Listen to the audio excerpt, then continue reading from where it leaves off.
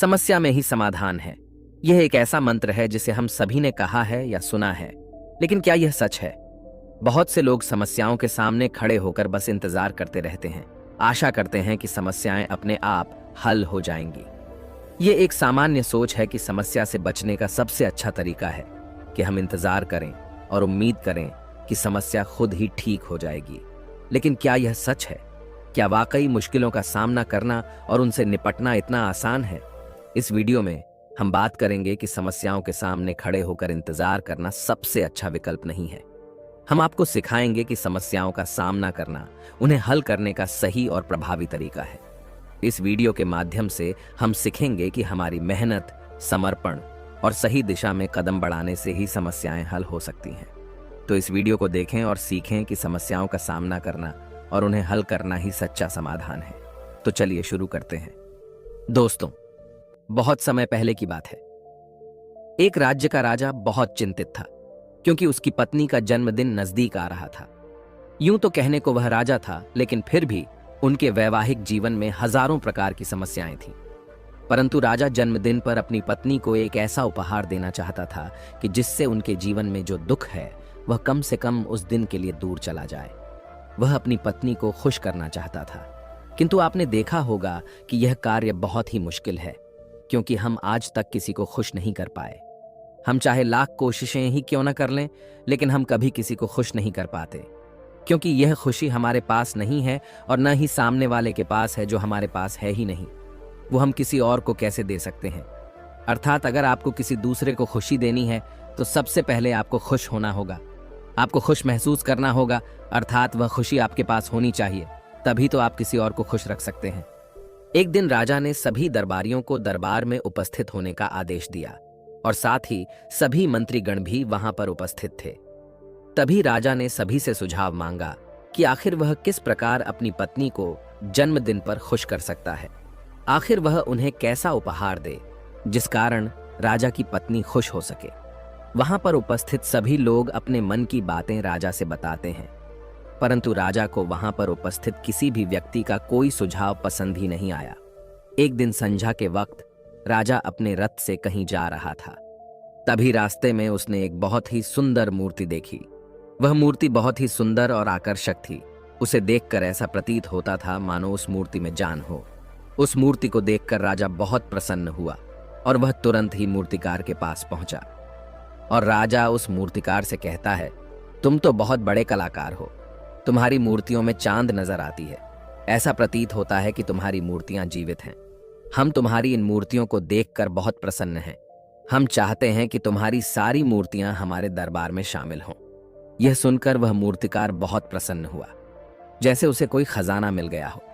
लेकिन तभी राजा ने उस मूर्तिकार से एक और बात कही, देखो, मैं चाहता हूं कि तुम मेरे दरबार में शामिल हो जाओ, किंतु उससे पहले तुम्हें हमारे लिए हमारी रानी की ऐसी मूर्ति बनानी होगी जिसे देखकर वह खुश हो जाए और अपने सारे दुख दर्द भूल जाए। और यदि तुम ऐसा न कर सके तो मैं तुम्हारा सर धड़ से अलग कर दूंगा। राजा के मुख से यह सुनकर मूर्तिकार घबरा गया। उसके पसीने छूट गए। वह राजा को मना भी कैसे करे, इसीलिए उसने न चाहते हुए भी राजा को स्वीकृति दे दी। राजा उस मूर्तिकार की बात सुनकर बहुत प्रसन्न हुआ और वो वापस महल लौट गया। लेकिन उधर दूसरी तरफ जो मूर्तिकार अब तक बहुत प्रसन्न था, जो अपने मन से मूर्तियां बनाया करता था, जो हमेशा खुश रहता था, अब वह दुखी हो गया था। वह गहरे दुख में चला गया था। वह डर के कारण रानी की मूर्तियां बनाना शुरू करता है, परंतु जो भी मूर्ति बनाता था उस मूर्ति को देखकर ऐसा प्रतीत होता था मानो वह मूर्ति बहुत दुखी है, उसे किसी प्रकार का कोई दुख है। एक के बाद एक उसने कई सारी मूर्तियां बना डाली, परंतु कोई भी मूर्ति ऐसी नहीं थी जिसे देखकर कोई भी खुश हो सके, जिसे देखकर यह प्रतीत हो कि मानो उस मूर्ति में जान है और वह मूर्ति देखकर कोई भी अपना दुख भूल जाए। और यह इस कारण हो रहा था क्योंकि मूर्तिकार भीतर से बहुत दुखी था, जो उसकी मूर्तियों के रूप में साफ और स्पष्ट नजर आ रहा था। राजा ने उस मूर्तिकार को 1 सप्ताह का समय दिया था, किंतु 4 दिन तो उसने यूं ही व्यर्थ कर दिए। अब उसके पास केवल 3 दिन का ही समय बचा था, जिसके बारे में सोच सोचकर उस मूर्तिकार का गला सूखा जा रहा था। डर के कारण अब उसके हाथ पैर भी काम करना बंद कर चुके थे। उसके हाथ से हथौड़ी और छीनी तक नहीं चल रही थी और उसे अपना भविष्य नजर आ रहा था। उसे नजर आ रहा था कि राजा उसे मृत्यु दंड दे रहा है। उसके बाद उसके परिवार का क्या होगा, उसके परिवार को कौन संभालेगा। यह सोच सोचकर उस मूर्तिकार का मन बैठा जा रहा था। तभी उसने एक योजना बनाई। वह अपने परिवार को साथ लेकर रात ही में गांव छोड़कर चला जाएगा। यह सोचकर वह तुरंत घर लौटा। उसने सारा सामान बांधा, अपनी पत्नी और अपने बच्चों को भी तैयार किया।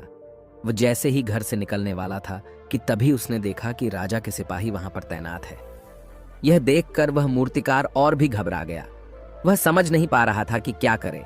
यदि वह यहां से भागने की कोशिश करता है और पकड़ा जाता है तो राजा उसके साथ साथ उसके परिवार को भी मृत्यु दंड दे देंगे। वह कुछ समझ नहीं पा रहा था।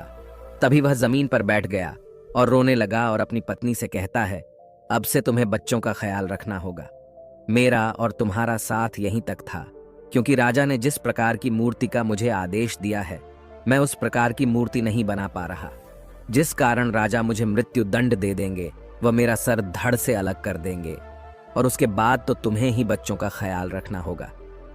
इतना कहकर वो जोर जोर से फूट फूट कर रोने लगा। देखते ही देखते रात बीत गई और अगले दिन सुबह सुबह उस मूर्तिकार के दरवाजे पर एक गुरु भिक्षा मांगने आए। मूर्तिकार ने उन्हें भिक्षा लाकर दी तो मूर्तिकार बहुत परेशान लग रहा था, जिसे देखकर गुरुवर उस मूर्तिकार से कहते हैं, बेटा, हमारे जीवन में दुख और सुख तो आते ही रहते हैं। हमारे जीवन में दुख और समस्याएं तो होती ही हैं, किंतु इन सभी दुख और समस्याओं का समाधान और निवारण भी होता है, परंतु हम केवल दुख और समस्याएं ही देखते हैं। उन दुख और समस्याओं के छिपे निवारण और समाधान को हम कभी नहीं देख पाते। यदि तुम ध्यान से देखोगे तो हर समस्या का समाधान है और हर दुख का निवारण भी है। मैं यह अच्छी तरह जानता हूं कि तुम यहां से अपनी पत्नी और बच्चों को लेकर भाग जाना चाहते थे, किंतु ऐसा हो नहीं सका। उस मूर्तिकार ने जब गुरु के मुख से यह बातें सुनी तो वह उनके चरणों में जा गिरा और हाथ जोड़कर उन गुरुवर से कहता है, हे गुरुवर, आप ही बताइए मैं क्या करूं। राजा ने मुझे मूर्ति बनाने का आदेश दिया है, किंतु मैं चाहकर भी मूर्ति नहीं बना पा रहा, और यदि मैंने मूर्ति नहीं बनाई तो राजा मुझे मृत्यु दंड दे देंगे और उसके बाद मेरे परिवार का क्या होगा, उनका ख्याल कौन रखेगा। तभी गुरुवर उस मूर्तिकार से कहते हैं, बेटा, आंख बंद कर लेने से कुछ नहीं होने वाला, क्योंकि दुख और समस्याएं तो वहीं की वहीं खड़ी रहती हैं। ध्यान देने और कर्म करने से सब कुछ बदल जाता है।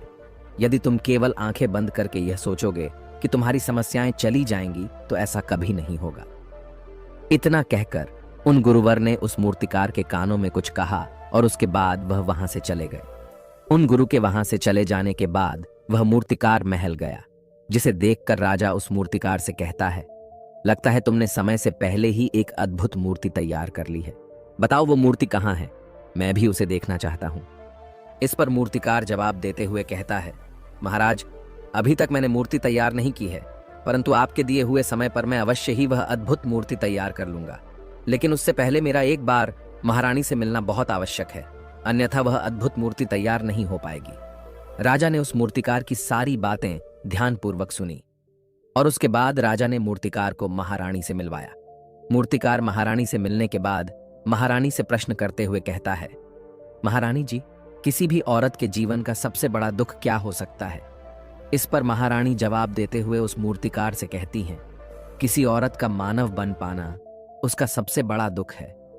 तभी वह मूर्तिकार महारानी से एक और प्रश्न करते हुए कहता है, महारानी जी, किसी औरत के जीवन का सबसे बड़ा सुख क्या है। महारानी उस मूर्तिकार के इस प्रश्न का जवाब देते हुए कहती हैं, किसी भी औरत के जीवन का सबसे बड़ा सुख उसके पति और उसके बच्चों का उसके पास होना है। महारानी के मुख से अपने प्रश्नों का जवाब जानकर मूर्तिकार बहुत प्रसन्न हुआ और उनसे आज्ञा लेकर वह वापस अपने घर लौट आया और अब से वह दिन रात उस मूर्ति पर काम करने लगा। देखते ही देखते पूरे 3 दिन पूरे हो गए। आखिरकार रानी के जन्मदिवस वाले दिन वह मूर्तिकार उस मूर्ति को लेकर राजमहल पहुंचता है। लेकिन अब राजा के मन में यह बेचैनी थी कि पता नहीं उस मूर्तिकार ने आखिर कैसी मूर्ति बनाई होगी, पता नहीं वह मूर्ति महारानी को पसंद आएगी भी या नहीं। इस प्रकार के कई प्रश्न राजा के मन में चल रहे थे। राजा के मन की बेचैनी लगातार बढ़ती ही जा रही थी, लेकिन उधर दूसरी तरफ राजा को उस मूर्तिकार पर पूर्ण विश्वास भी था क्योंकि राजा ने पहले ही उस मूर्तिकार के हाथों की कला देखी हुई थी। इसलिए एक तरफ उनके मन में यह भी विचार चल रहे थे कि उस मूर्तिकार ने जरूर ही अद्भुत मूर्ति बनाई होगी। वह मूर्ति सफेद कपड़ों से ढकी हुई थी। तभी राजा ने उस मूर्ति की ओर इशारा करते हुए रानी से कहा, यह आपका जन्म दिवस का तोहफा है, इसे कबूल करें। उसके बाद रानी ने अपने हाथों से उस मूर्ति से वह कपड़ा हटाया और उस मूर्ति को देखते ही रानी की आंखों से आंसू बहने लगे। और यह देखकर राजा को ऐसा प्रतीत हुआ कि मानो महारानी को यह मूर्ति पसंद नहीं है। इसलिए राजा ने तुरंत ही क्रोधित होकर अपने सिपाहियों को आदेश दिया और उस मूर्तिकार को बंदी बनवा लिया। लेकिन तभी महारानी राजा से कहती हैं, रुकिए, इस मूर्तिकार ने तो मेरा दुख और सुख एक ही मूर्ति में निकाल दिया है। इस मूर्ति में मेरे पति मेरे साथ है और मेरे हाथ में मेरा बच्चा है। इससे सुंदर मूर्ति मैंने आज तक नहीं देखी। ये बहुत ही लाजवाब है, अद्भुत है। इससे सुंदर तोहफा मेरे लिए और कोई नहीं हो सकता। काश ऐसा मेरे जीवन में वास्तव में हो जाए, मेरे पति भी मेरे साथ हों और मेरे हाथों में मेरा बच्चा हो। महारानी की ये सारी बातें सुनकर और मूर्ति को देखकर राजा को अपनी गलती का एहसास हुआ। राजा अपनी प्रजा और अपने साम्राज्य की देख रेख में इतना व्यस्त रहता था कि वह कभी अपनी पत्नी को समय नहीं दे पाता था, जिस कारण राजा की आंखों से आंसू बहने लगे और दरबार में उपस्थित सभी लोग वह मूर्ति देखकर हैरान। आज तक किसी ने भी ऐसी सुंदर और जीवित मूर्ति नहीं देखी थी, जिसमें सुख और दुख एक साथ नजर आ रहे हों। उसके बाद उस राजा ने उस मूर्तिकार को रिहा करवाया और उसे ढेरों इनाम दिए और अपने राज्य दरबार में जगह भी दी। किंतु उस मूर्तिकार ने इनाम तो स्वीकार कर लिया, परंतु राज दरबार में उसे जगह नहीं ली और हाथ जोड़कर राजा से कहता है, हे महाराज, मेरी आपसे विनती है, आपने मुझे चेतावनी दी थी, यदि मैं ये मूर्ति नहीं बना सका तो आप मुझे मृत्यु दंड दे देंगे। किंतु मैं आपसे बस इतना ही कहना चाहता हूं, हम में से चाहे कोई भी प्राणी क्यों ना हो, सभी के प्राण उतने ही कीमती है जितना कि आपका या महारानी के हैं। इसीलिए किसी को भी बिना दोष के दंड नहीं देना चाहिए। मेरी पत्नी ने मुझसे कहा था कि राजा की दोस्ती और दुश्मनी दोनों ही अच्छी नहीं है, इसीलिए मुझे आपके राज दरबार में कोई स्थान नहीं चाहिए। मैं अपनी छोटी सी दुनिया में बहुत खुश हूं। मैं अपने छोटे से परिवार के साथ बहुत खुश हूं। मैं आज तक जो करता आया हूं, मुझे वह पसंद है और मैं अपने पूरे जीवन काल वही करना चाहता हूं। मैं जैसा हूं, जिस हाल में हूं, मुझे बहुत प्रसन्नता है कि मैं आज इतना खुशहाल इंसान हूं। अब मुझे आज्ञा दीजिए। इतना कहकर वह मूर्तिकार वहां से चला गया। दोस्तों, इसी प्रकार हमारे जीवन में भी बहुत बड़े बड़े संकट और दुख आते जाते हैं, किंतु वास्तव में तो यह दुख और संकट हमें कुछ सिखाने के लिए आते हैं, किंतु हम तो केवल उन दुख और समस्याओं को ही देखते रह जाते हैं। हम उनका निवारण खोजने का तनिक भी प्रयास नहीं करते, और जब हम दुख के समय क्रोध करते हैं तो हम वास्तविकता में अपना ही नुकसान कर लेते हैं।